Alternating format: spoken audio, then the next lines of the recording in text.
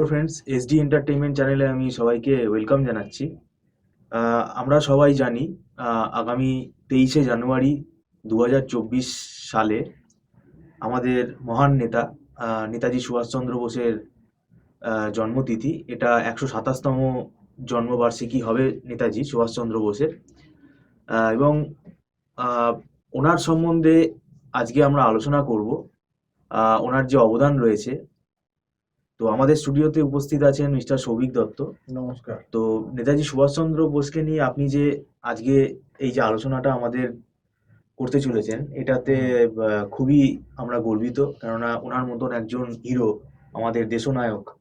তো ওনার সম্বন্ধে আপনার অভিজ্ঞতা একটু বলুন। আপনি তো কিভাবে ওনাকে কিভাবে দেখেন আপনি? প্রথমেই নেতাজিকে যদি আমি ভাবি বা নেতাজি সম্বন্ধে কিছু বলতে চাই, ওনাকে অন্তত 100 কোটিবার প্রণাম করছি।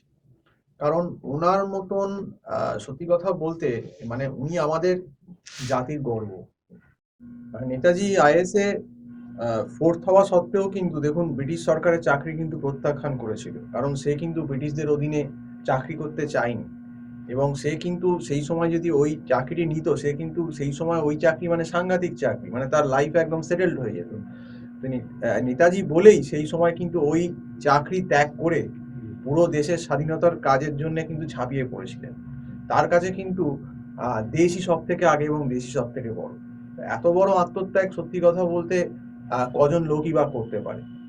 আর আমরা তো এখনকার দিনে দেখছি যে আমাদের যারা এখনকার নেতা দেশে, তাদের কি অবস্থা। কাজেই নেতাজির এই মানে ত্যাগ কখনোই ভোলার নয়, চিরস্মরণীয় হয়ে রয়ে গেছে নেতাজির এই ত্যাগ।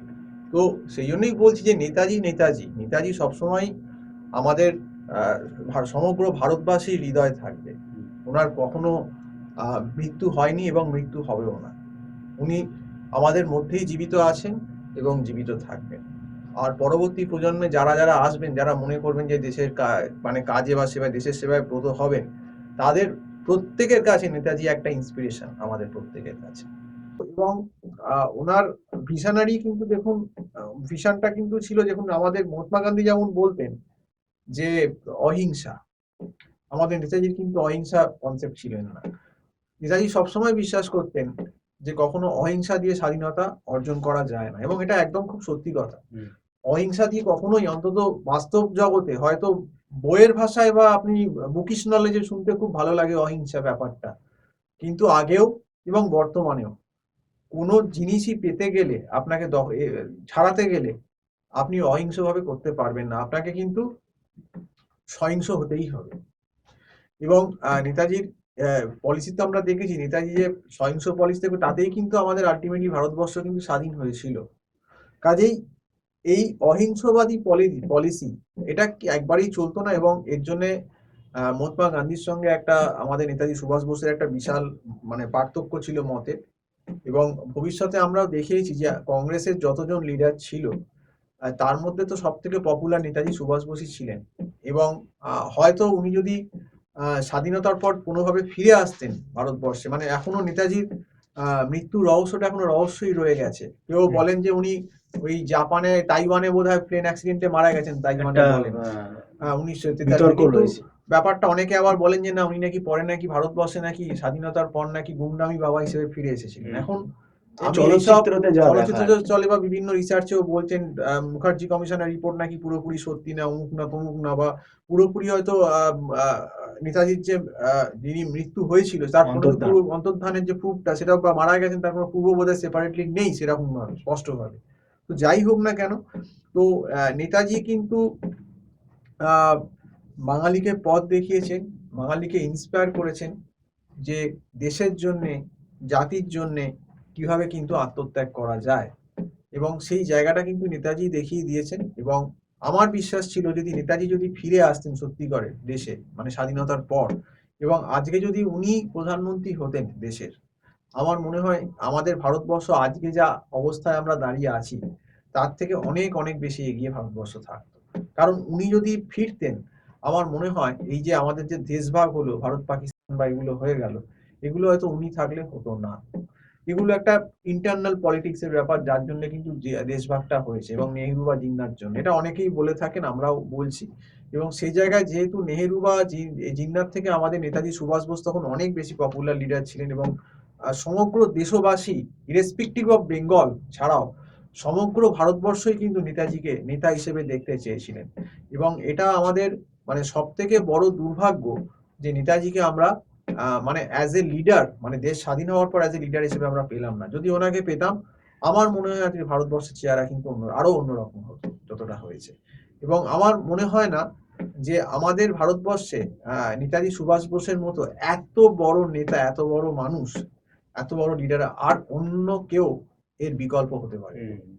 আচ্ছা, এর পেছনে আপনার কি মনে হয়, উনি যে আমরা সবাই জানি স্বামীজির আদর্শ উনি খুব ফলো করতেন, এটাই কি ওনার এই এত একজন দেশনায়ক, দেশের প্রতি ওনার যে এই একটা ভালোবাসা, এটা তৈরি হলো আস্তে হ্যাঁ, আস্তে? তৈরি হলো। আগে যে আমাদের ওনার আগে যারা মনীষী, বাংলার যারা মনীষী ছিলেন, তাদের অনেকের আদর্শই নেতাজি স্মরণ করতেন, মানে ফলো করতেন। তার মধ্যে স্বামী বিবেকানন্দ একজন, শ্রীরামকৃষ্ণ একজন। তো এনাদের আলটিমেট মোটো ছিল কিন্তু দেশ সেবা করা, দেশের সেবা।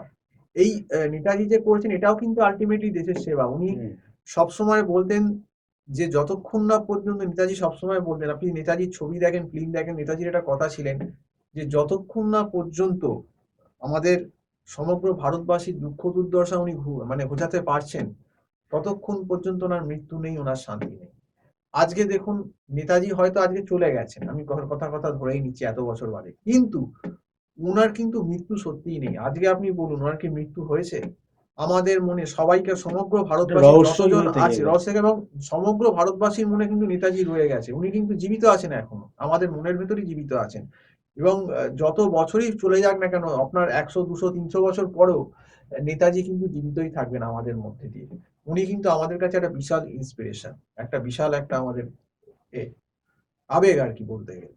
তো যাই হোক, তো হয়তো পলিটিক্যাল ব্যাপারগুলো ওনাকে আমাদের তো দেখুন, দেশে অনেক রকম পলিটিক্যাল ব্যাপার থাকে, কাজেই ওনার ডিপ্লোম্যাটিক ব্যাপার থাকে। যেমন দেখুন, নেতাজির, আমার যেটা মনে হয় যে নেতাজির যে জন্মদিনটা 23শে জানুয়ারি, সেটা কিন্তু ন্যাশনাল হলিডে করা উচিত ছিল। উনি যা দেশের জন্য যা ত্যাগ করেছেন, কিন্তু সেটা এখনো অবধি করেনি, কংগ্রেস গভর্নমেন্টও করেনি, বিজেপি গভর্নমেন্টও কিন্তু এখনো করতে পারলেন না। তো এরকম একজন সেনানায়ক, দেশনায়ক, এবং দেশের জন্য যিনি এত কিছু ত্যাগ করেছেন, আমার তো মনে হয় যে ইরেসপেক্টিভ অফ এনি গভর্নমেন্ট, অবশ্যই নেতাজির জন্মদিবসটাকে কিন্তু ন্যাশনাল হলিডে হিসেবে ডিক্লেয়ার করা উচিত। অলরেডি হয়তো স্টেট গভর্নমেন্ট করেছেন, এখানে রাজ্য সরকার করেছেন, কিন্তু সেন্ট্রালে কিন্তু ন্যাশনাল যে জন্মদিন, কারণ গান্ধীজির যদি 2 অক্টোবর ন্যাশনাল হলিডে হতে পারে, ডেফিনেটলি নেতাজির জন্মদিনকেও কিন্তু আমার মনে ন্যাশনাল হলিডে হওয়া জরুরি। এবং গান্ধীজির থেকে কিন্তু ভারতবর্ষের স্বাধীনতার ক্ষেত্রে আমার ব্যক্তিগত মত, এটা নেতাজির অবদান অনেক অনেক অনেক বেশি। এটা আপনি যদি ওপিনিয়ন বিভিন্ন লোকে নিতে চান, নিতে পারেন, কিন্তু আমার ব্যক্তিগত মত কিন্তু তাই। এবং নেতাজি যে শুধুমাত্র যে লিডার ছিলেন তা নয়, উনি কিন্তু দক্ষ সংগঠক ছিলেন। এবং দেশবন্ধু চিত্তরঞ্জন দাসের সঙ্গে কিন্তু ওনার একটা খুব সুমধুর সম্পর্ক ছিল। এবং উনি কিন্তু খুব ভালোভাবে সংগঠন নেতাজি চালাতে পারতেন, এবং ওনার খুব পপুলারিটি ছিল। কারণ দেখবেন, আপনি যখন ওই নেহরুর সঙ্গে, যখন নেহরু বলছি, গান্ধীজির সঙ্গে যখন নেতাজি সুভাষ বোসের মতপার্থক্য হয়েছিল, তখন গান্ধীজির সাপোর্টের যে ক্যান্ডিডেট ছিল সীতারাম পাট্টভাই বলে, তাকে দান করেছিলেন নেতাজির এগেনস্টে, কংগ্রেসের এতে। সেখানে কিন্তু নেতাজি তাকে হারিয়ে দিয়েছিলেন ভোটে।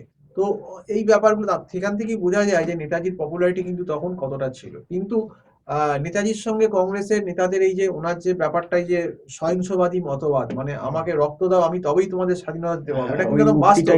তো সেইটার সঙ্গে একটা কংগ্রেসের যারা নেতা, তাদের একটা মতানৈক্য দেখা গেছিল। সেই জন্য উনি কিন্তু সরে গেছিলেন, এবং পরে পালিয়ে উনি জাপান, তাইওয়ান এখানে চলে যান, জার্মানি, এবং সেখানে জার্মান বলুন, জাপান বলুন, একটা আজাদ হিন্দ ফৌজ উনি গঠন করেন, এবং সেখান থেকে একটা রিভলিউশনের চেষ্টা করেন, যে ভারত, যে ব্রিটিশদের উপর চাপ দিয়ে বা অ্যাটাক করে, অন্তত ব্রিটিশ ভয় পেয়েছিল যে ভয়, এবং তাদের জন্য কিন্তু সত্যি ব্রিটিশ ভয় পেয়েছিল। এবং চেষ্টা উনি করেছিলেন, সেই সময় কিন্তু একটা রিভল্ট উনি করেছিলেন। এবং উনি জার্মানি বলুন, জাপান বলুন, সেখানে গিয়ে যখন রিভল্ট করছেন, যখন আজাদ হিন্দ ফৌজ গঠন করছেন, তো তখন উনি এনাদের থেকে সাপোর্ট পাচ্ছেন, হিটলারের সঙ্গে উনি মিটিং করছেন। তার মানে কিন্তু উনি একটা নিজের ইম্পর্টেন্স ওখানে বোঝাতে পেরেছিলেন, কনভিন্স কিন্তু করতে পেরেছিলেন। তা এ থেকেই কিন্তু বোঝা যাচ্ছে যে নেতাজি কিন্তু অ্যাজ এ মানে উনি কতটা লোককে কনভিন্স করতে পারতেন। কারণ দেখুন তখন আমাদের ইন্ডিয়া অদৌ পরাধীন, উনি কিন্তু অ্যাজ এ রিপ্রেজেন্টেটিভ গেছেন কিন্তু ইন্ডিয়া।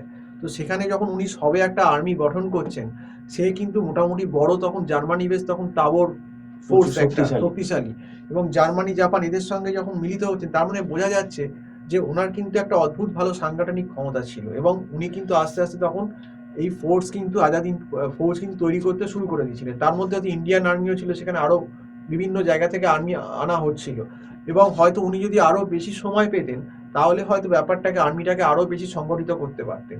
তো যাই হোক, উনি কিন্তু ওনার লিমিটেশনের মধ্যেই, মানে লিমিটেড সময়ের মধ্যেই কিন্তু যা করার কিন্তু করার চেষ্টা করেছিলেন, এবং তাতে কিন্তু ইংরেজরা যথেষ্ট কিন্তু সেই সময় নেতাজিকে ভয় পেতেন যে নেতাজি আবার ওখান থেকে কি করবেন অ্যাটাক, কারণ তখন অলরেডি দ্বিতীয় বিশ্বযুদ্ধের পরিস্থিতি তখন চলছে।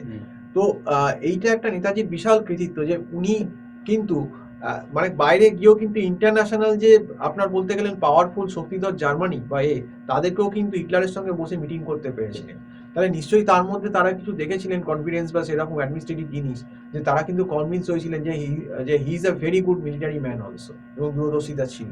তো যাই হোক, আজকের দিনে আমার মনে হয় যে স্বাধীনতার পর যদি নেতাজি কোনোভাবে আমাদের দেশে ফিরে আসতেন, আমি আবারও বলছি যে আর উনি যদি প্রাইম মিনিস্টার হতেন ফার্স্ট আমাদের, আপনি দেখতেন প্রথম কথা দেশভাগ তো হতোই না, যেটা কিন্তু নেহেরু জিন্না মিলে করেছিল, এবং অখণ্ড ভারত থাকতো, এবং অখণ্ড ভারতের প্রথম প্রাইম মিনিস্টার কিন্তু নেতাজি সুভাষ বোসই হতেন।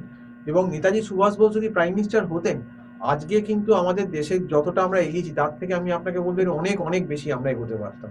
কারণ নেতাজি সবসময় বলতেন দূরদর্শিতা বেশি, এবং নেতাজি কিন্তু একদম ব্যাপারটা ট্রান্সপারেন্ট, উনি কিন্তু সমস্ত ভারতবাসীর দুঃখ দুর্দশা দূর করার অঙ্গীকার নিয়ে নেমেছিলেন।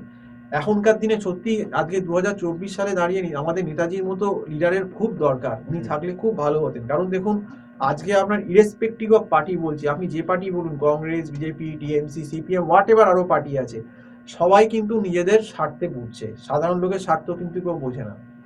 সাধারণ লোকের অবস্থা কিন্তু আপনি দেখুন দিনকে দিন ভারতবর্ষের আরো খারাপ হচ্ছে। কিছু পুঁজিবাদী লোক বা এই পার্টির কিন্তু লাভ হচ্ছে। আজকে কেউ কিন্তু পার্টিতে নেতা হতে কিন্তু জনসেবা করার জন্য আসে না, আজকে যে কোনো পার্টির লোক কিন্তু নিজের সেবা করার জন্য আসেন, এটা সবাই জানে।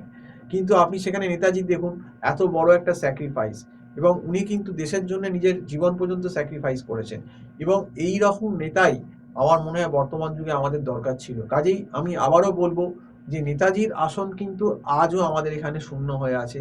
সেই নেতাজির আসন রিক্ত করার মতো লোক এখানে কেউ নেই। আজকে যদি মানে রিক্ত হয়ে বসে আছে, সেটা পূর্ণ করার মতো কোনো লোক নেই এখানে। তো সেই আসন কিন্তু নেতাজি ছাড়া আর কেউ এই আসনকে পূর্ণ করতে পারবে না। এবং নেতাজির মতো লোক আমার মনে হয় না ভারতবর্ষে আর কখনো জন্মাবে কিনা, মানে তার মতো এত স্বচ্ছ পরিস্ফুট মন এবং কোনো ভারতবাসীর হবে কিনা জানা নেই। তবে নেতাজি বা অন্যান্য বিপ্লবীরা যারা আমাদের জন্য যা করে গেছেন আত্মত্যাগ, সেই আত্মত্যাগের মূল্য আদৌ আমরা দিতে পেরেছি কিনা সেটা আমরা বলতে পারবো না। কিন্তু আজকে দেশের যে অবস্থা বা পরিস্থিতি, আজকে মারামারি, খুনোখুনি, কেউ টাকা দিয়ে নেতা হতে চাইছেন, সেখান থেকে সে বিজনেস করছেন। তো আমার মনে হয় আজকের দিনে দাঁড়িয়ে যদি নেতাজি দেখতেন এগুলো, আমার মনে হয় তার খুব খারাপ লাগবে যে আমি কি এই ভারতবর্ষ চেয়েছিলাম স্বাধীন করতে গিয়ে। তো আমার মনে হয় যে আমাদের নেতাজি একটা ইন্সপিরেশন হওয়া উচিত।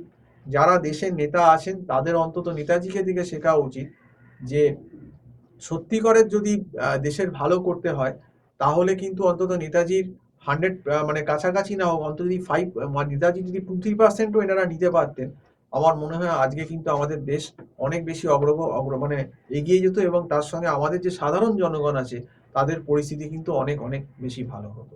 তো যাকে আজকে এই বলেই আলোচনা শেষ করছি। সবাই ভালো থাকবেন। নমস্কার।